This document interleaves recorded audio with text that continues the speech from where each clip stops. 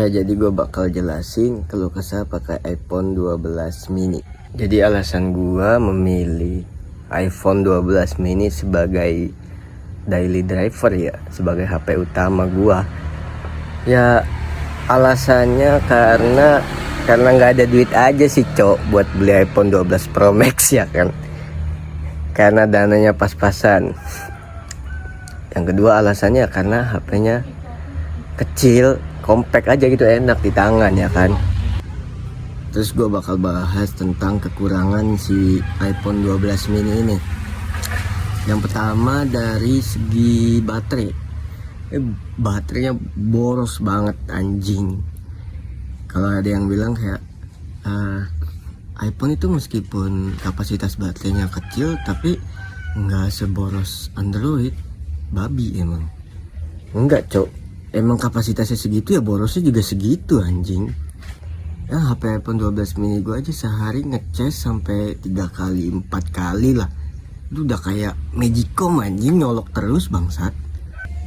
Terus dari segi charging ya kan, ngecasnya iPhone tuh cuman support di 15 watt, yang mana itu bikin lama banget sih.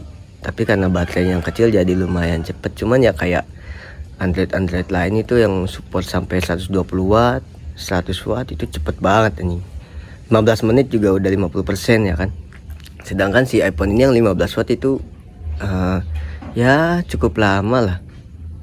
Terus dari segi layar, dari display ya kan, iPhone 12 mini ini emang udah Super Retina XDR ya kan, udah AMOLED lah.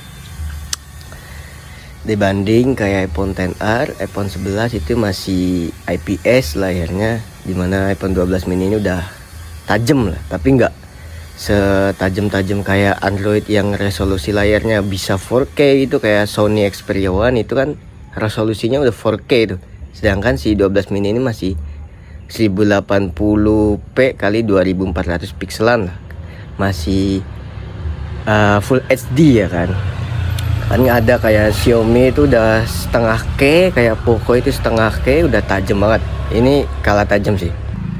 Kemudian dari refresh rate-nya yang masih 60 Hz itu menurut gua scrolling tuh apa ya, kayak lemot gitu. Yang tadinya misalkan lu pakai Android refresh rate 120 Hz ya kan, terus pindah ke iPhone 12 atau 13, kecuali yang 13 Pro ya yang udah 120 Hz. Pokoknya iPhone yang masih 60 Hz itu ngerasa lemot banget gitu. Buat scroll tuh kurang smooth lah, kurang lancar gitu. Katanya kan bilang 60 Hz nya di iPhone itu setara dengan 120 Hz nya Android. Enggak sih, menurut gue ya 60 Hz ya tetap 60 Hz. Kemudian dari segi kamera ya kan, ini ada plus minusnya sih. Kalau kayak foto itu memang bukan yang terbaik. Kayak Android nih ya jauh lah, banyak yang lebih cakep dari kualitas fotonya iPhone ya kan. Kayak Google Pixel, Samsung, wah itu di atas si Vivo X200 ya kan. Cuman kalau video, wah ini the best sih. Nggak ada yang bisa ngalahin smoothnya. Emang kayak iPhone kan pakai lensa Sony ya, cuman terbantu dari chipset Bionic-nya membuat processing videonya tuh wah, keracikan si chipset iPhone ini emang baik banget sih, bagus sih, bisa smooth gitu. Padahal lensanya kan pakai lensa Sony ya kan, tapi processingnya itu bisa bagus banget. Kemudian kelebihan selanjutnya dari segi speakernya wah, mantep, bassnya dapat, bulatnya dapat, nggak pecah, mantep lah speakernya. Dan kelebihan selanjutnya dari segi software update ya kan, dimana iPhone ini dapat software update-nya tuh panjang banget guys, bisa 5 tahun ya kan.